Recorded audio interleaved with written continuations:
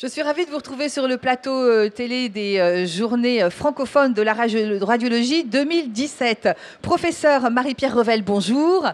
Alors, vous êtes radiologue à l'hôpital Cochin, à l'université Paris-Descartes. Merci d'être sur notre plateau pour parler de l'immunothérapie du cancer du poumon et de votre rôle à vous, les radiologues.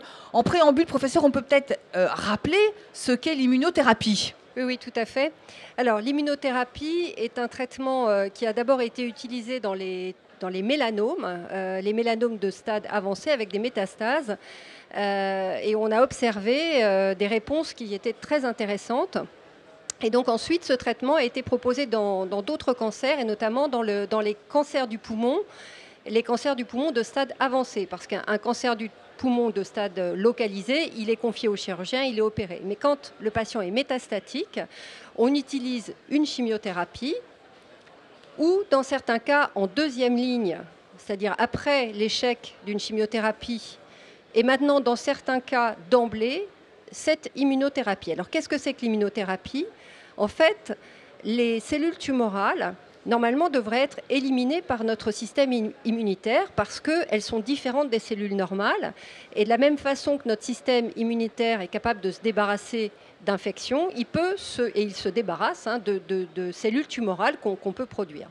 Dans certains cas, non. Dans certains cas, non, parce que les cellules tumorales vont utiliser une feinte qui va bloquer l'action des lymphocytes killers, des lymphocytes tueurs, suppresseurs de tumeurs, en exprimant des antigènes qui vont bloquer l'action des lymphocytes. D'accord ? Donc en fait, l'immunothérapie, c'est lever cette inhibition et permettre à notre système immunitaire de faire son travail, c'est-à-dire de nous débarrasser des tumeurs. Voilà. Alors, il y a de nombreux bénéfices donc à l'immunothérapie, mais vous venez de le rappeler, elle ne s'adresse pas à tout le monde. Non, elle s'adresse au stade avancé, mais dans le cancer du poumon, 80% des patients sont de stade avancé. Donc c'est quand même un traitement qui va pouvoir être proposé quand même à beaucoup de patients. Alors tout le monde ne répond pas, il y a à peu près 30% des patients qui vont répondre en deuxième ligne à ce traitement, mais ce qui est beaucoup. Alors, quel est votre rôle ? Comment intervenez-vous, vous, les radiologues, par rapport aux patients ? Alors, ça, c'est important, votre question.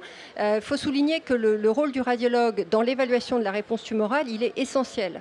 Notre compte-rendu va dire la maladie répond, il y a une réponse au traitement, donc une efficacité du traitement, à ce moment-là, on le continue. La maladie est stabilisée, c'est aussi un succès, on continue le traitement, ou la maladie est en progression. Et pour ça, on doit utiliser des critères très stricts, qui sont des critères internationaux, qu'on appelle les critères RECIST. RECIST, ça veut dire Response Evaluation Criteria in Solid Tumor. D'accord ? Donc, si j'ai bien compris, il y a 3 cas. Oui, il y a toujours 3 cas. Alors, ces critères RECIST, le problème, c'est que sous immunothérapie, ils vont être mis en défaut parce que, normalement, dans les critères RECIST, on considère qu'il y a une progression de la maladie quand la tumeur augmente. Oui. Ou bien sûr quand apparaissent de nouvelles lésions. D'accord. Et à ce moment-là, on parle de progression et on arrête le traitement, on en change. Sous immunothérapie, l'apparition de nouvelles lésions ou la progression de la tumeur elle-même n'est pas toujours synonyme d'une vraie progression, ça peut être ce qu'on appelle une pseudo-progression. Alors qu'est-ce que c'est justement ? Quelle est cette pseudo-progression ? Alors, la pseudo-progression, c'est le fait que par rapport au scanner de début de traitement, la première évaluation va montrer une augmentation de la tumeur ou l'apparition de nouvelles lésions. Mais si on continue le traitement, on va voir que dans un second temps, ces cibles diminuent. Et comment est-ce qu'on explique cela ? C'est très simple. En fait, quand le traitement immunothérapie marche, la tumeur et ses différentes métastases vont être attaquées par notre système immunitaire. Donc il va y avoir plein de lymphocytes qui vont arriver au contact de la tumeur, ce qui explique qu'elle semble grossir, elle grossit effectivement, mais elle ne grossit pas parce qu'il y a plus de cellules tumorales, elle grossit parce que notre système immunitaire envoie ces cellules dans les différentes cibles. Et c'est aussi pour ça qu'on explique les nouvelles lésions. C'est des lésions qu'on ne pouvait pas détecter parce qu'elles étaient microscopiques, mais l'arrivée des lymphocytes sur ces cibles microscopiques les fait grossir et du coup elles deviennent détectables en scanner. Donc pour nous, radiologues,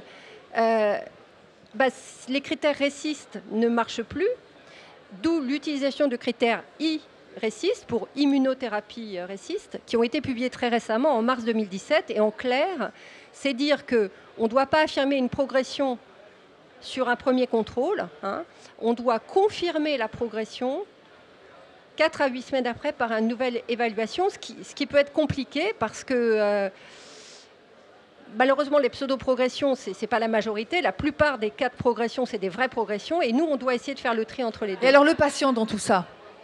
Alors, le patient, les cliniciens peuvent suspecter que c'est une pseudo-progression quand il y a une discordance entre l'imagerie qui s'aggrave et le patient qui arrive en consultation en disant « Ah, docteur, qu'est-ce que je me sens mieux ?»